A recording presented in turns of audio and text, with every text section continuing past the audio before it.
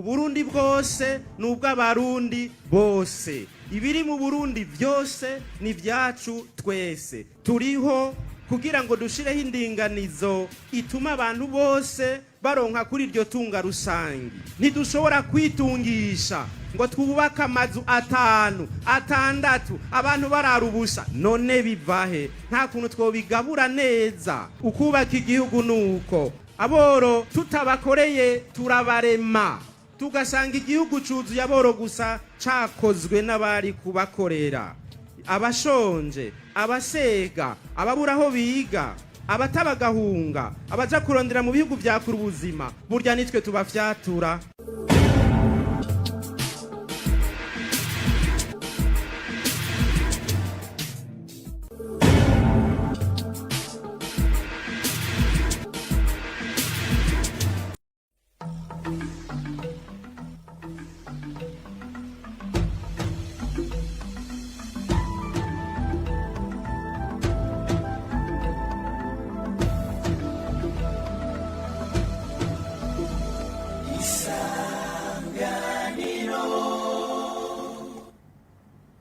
Ndabahe amahoro n'ikaze muri ano makuru muri migwi kirundi twabateguriye nakabagizwe n'ingingo nkuru zikurikira. Ibikoresho byo gutororokanya amakuru nyabwonko tablette mu gifaransa birenga 100 vyatanzwe n'uwaserukiye Ubushinwa ku bushikiranganje bw'intwaro yo hagati mu gihugu. Ivyo bikoresho bikazofasha mu gushira mu buhinga bwa none ibikorwa vy'igipolisi gicungera uruja n'uruza mu mabarabara hamwe no gutoza amatagisi ya komine. Abanyagihugu bo muri zone Gatumba mu ntara ya Bujumbura basaba ko uburyo buhora bukoreshwa mu kubagarukira ko batewe n'umwuzurira ko bwo kwegeranwa bugakoreshwa mu kubaka uruhome ruzibira iyo myuzurira. Omer Nduwayo yadushikiye mu Gatumba. Sangwa ikaze mw'idonido rya Nayandi.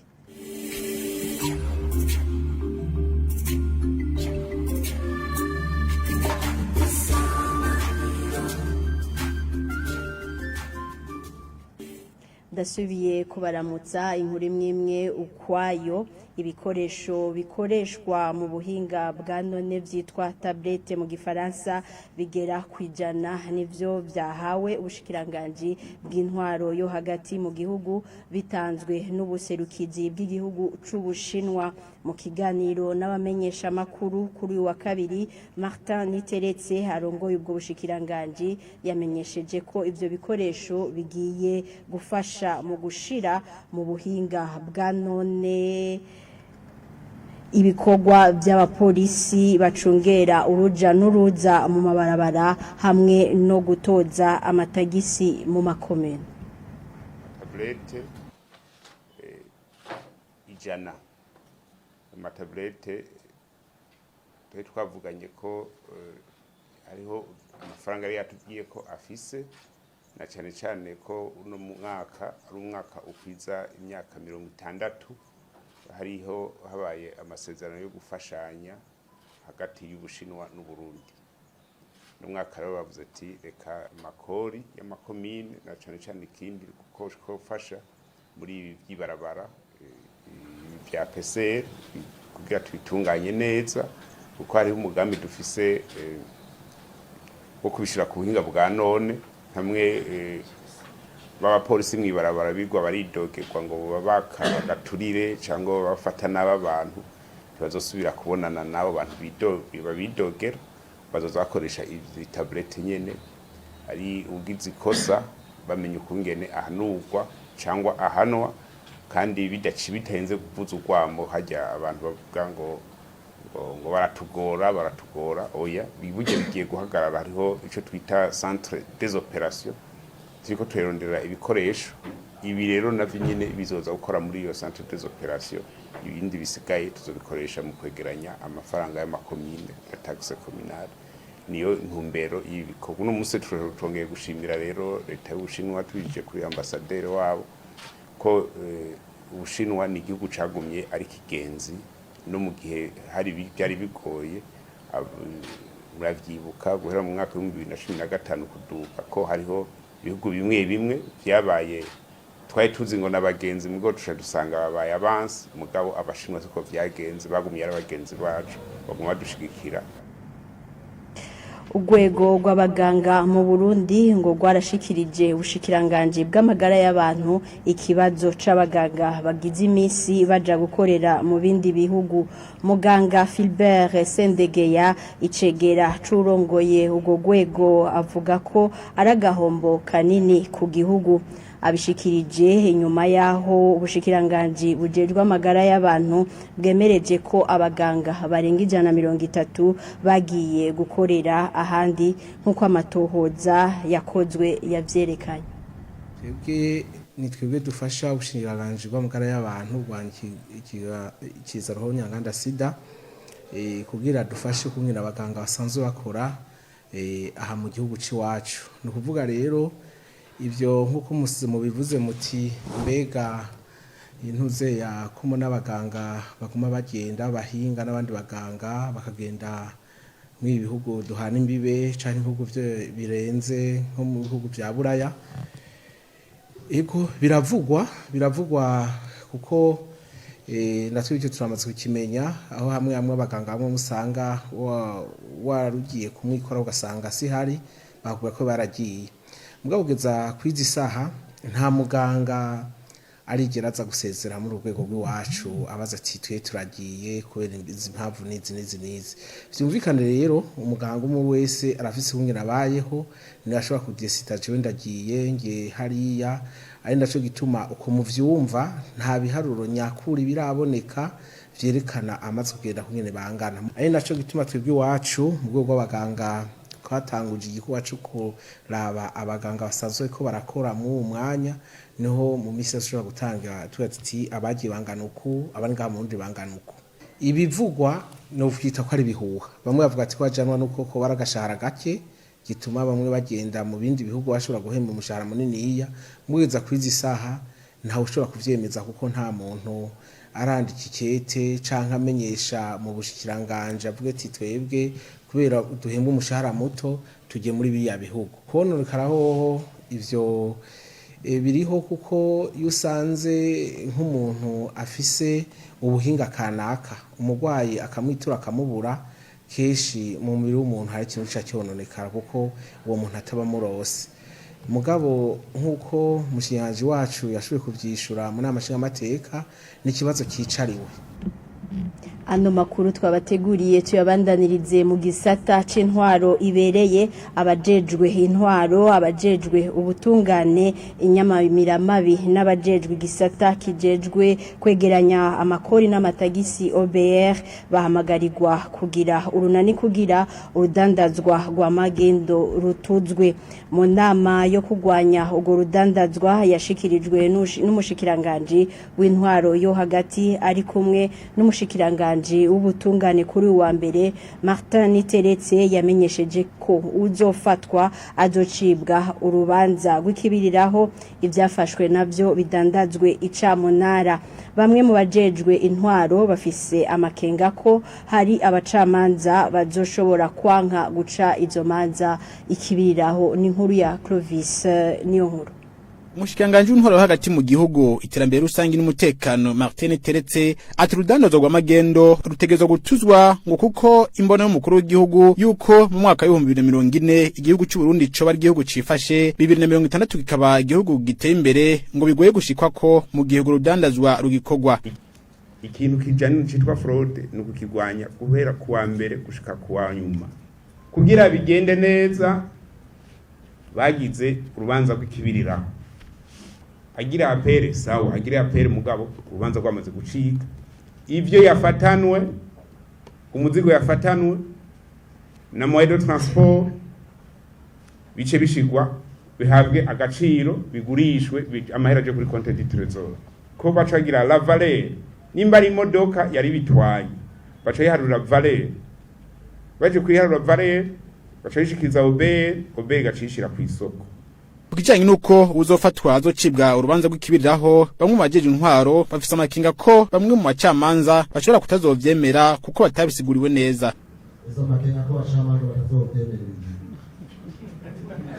rero makenga dufise ko banyakubahwa barongoye amasentare yaba mu ntara yaba muri kurudapera tubizi ko twamaze ko turavugana bobo kenshi mugabo bamwe bakatubwira bati twebwe bajya abantu turongoye turiko bavyemera aho niho dufitiye amakenga nayo ubundi ababubahwa mbona turi twamana kenshi turakora. Kuri ayo makenga yashikirijwe n'abajeje intwaro, Domine Banyankimbona umushikiranganji w'ubutungane amenyesha ati la loi penale ukwiri ubu irafise ukundigira abacamanza baba bafise marge de manœuvre bakavuga ati swate turamutangisha amande aca abandanya ubuzima kandi la loi penale nyene dukoresha iratekanya gufunga uwo muntu ari muri fraude ko niko la loi imeze. Rero kenshi aho kutumvikana bikunda kuba muri iyi lite twashizemwo n'umukuru w'igihugu kuko umukuru w'igihugu yarabyerekanye neza ati muri no ntambara nihaba ubu nagize fraude ukacumureka aca sohoka agenda kubandanya ya fraude aca abandanya ukuri kwamye akabandanya adindiza itunga ry'igihugu. Umushikiranganji Martin Teretse akaba yasavye abajeje intwaro kumugirira ibitigiri vyabo barongoye bakora urudandazwa rwa magendo. Clovis niyo nkuru tugushimire kuri iyo nkuru yawe dusozere ano makuru muri zone Gatumba. Abanyagihugu muri zone Gatumba komine Mutimbuzi ntara ya Bujumbura basaba ko uburyo bwama bwegeranywa kugira bubafashe iyo batewe n'imyuzurira ko bwoja buregeranywa kugira bubafashe mu kubakira uruhome ruzibira iyo myuzurira. Bemeza ko biteguriye guterera kugira ico gikorwa gishoboke. Jean Muyoboke arongoye zone Gatumba avuga ko harindiriwe intumbero ya leta kugira abone uko bakora. Omer Ndwayo: abanyagihugu bama bafashije none ni gute nubu namba nubu babona yuko uburyo bwabuze nibabwira abanyagihugu bafashe leta iryo digiri kogwe. Abo banyagihugu barashima cyane imfashanyo zitozwa kugira bazifashishwe iyi imyuzurire bateye, ariko ntibumva ukuntu bokwama bateza amaboko kandi bafise iwabo ho batunga. Bati ahubwo ubwo buryo bwokoreshejwe mu kububakira uruhome bita digue ruzibira imyuzurire yamibatera. Twebwe twavuye mu kinyinya ca Kajaga, leta niyo yatuzanye idushira ngaha aha bahita mu ruzerefu kera, ariko bamaze kudushira ngaha hari shamba hari byo biti ngira ngo ryari shamba ry'impongo turubaka turahaba kugera nuno munsi niho tuba. None bobo bazoza babona ahantu aho bantu bagiye bahasirimuye bakama bahabakura. Abanyagihugu bama bafashije none ni gute nubu namba nubu babona yuko uburyo bwabuze nibabwira abanyagihugu bafashe leta iryo digiri kogwe. Uvuye hajya ku kiraro ca Rusizi winjira hariho ahantu amazi yuririra ku nkombe kubera yuzuye nta nkombe mu bincamake Rusizi nta nkombe rugifise urumva hariho ubuhinga burebure busaba gutiyura. Ubwo umuntu yobanza akabwihoza kwanza tugakora ubuhinga bwo gushikiraho idigi. Ivyo vy'idigi rero twasaba leta mvyeyi ko yoduha imashini ikatwereka n'ahantu ziyora ivu. Kuri iyo kote yo kuva ku kiraro ca Rusizi kugenda nk'ibirometero 2 niho hakenewe ivyo bikorwa bisaba ivu riva handi tukaca twiyubakira iryo digi. Hama hirya twaragiye twerekana ko aho gwagiye rumena rusohokera ari ahantu n'abanyagihugu bashobora kwiyubakira n'amaboko yabo. Rero twasaba ubwo buryo bwo bodushigikira bakadushigikiza imamashini n'ivu n'amabeni yo kurisomba tukagira iryo digi abanyagihugu bakava mu ruhungo rwa misi yose. Mwishirahamwe ry'imvukira za Gatumba bavuga ko bagiye kwitanga mu nguvu no mu buryo kugira bikingira itaragwa. Ngoye Thierry numwe muri izo mvukira. Tumaze kuja hamwe twarabonye yuko gukingira rujya ruzi birashoboka kuko ugiye uraraba uhereye ku kiraro ukagenda urubandanya urukurikira haraboneka aho umuntu yogerageza kurugomerera, kuko tugiye tukazibira imihora izana amazi iyakuye mu Rusizi. Iyo mihora ari nayo ituma ayo mazi ashwara mu bene gihugu. Turibaza yuko uyo muti wotanga inyishu ku bene igihugu. Mu byo dusanzwe tuzi turazi yuko muri iki gihugu cyacu hariho umugambi w'ibikorwa rusange. Niyo mpamvu twebwe nk'imvukira twari twiyumviriye yuko twabikora tubikishije muri iyo nzira. Iciyumviro gishigikiwe n'indongozi za zone Gatumba. Jean Muyoboka arongoye iyo zone ati turindiriye intumbero ya leta. Mu bikorwa rusange baragerageza bakora ibyo bashoboye mu kurindira ko leta iha intumbero ikibazo cy'amadini. Rero turarindira leta nizoduha intumbero yavyo narijya uhereye ku baturongoye hejuru bashishikara kwama baturemesha ku kibazo kiri ku rwego rwo hejuru. Rero nk'abene gihugu ndetse na administration yo hasi turindira ikizova hejuru nyene nibo bazomenya icokorwa. Mugabo nka twebwe muri zone no ku mitumba ibyo dushoboye tuzoshishikara kubikora mu kwikingira.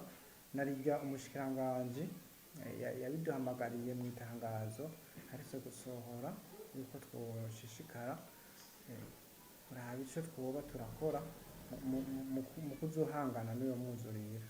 Urwego rw'igihugu rujejwe guhangana n'ibiza n'isibe ruheruka kumenyesha ko hari umugwi washizweho ngo wiga imvonyezina zituma Gatumba iterwa n'imyuzurira. Ku bwa General de Brigade Anise Nibaruta umuyobozi mukuru w'urwo rwego, kubaka urwo ruhome bishobora kutaba umuturama.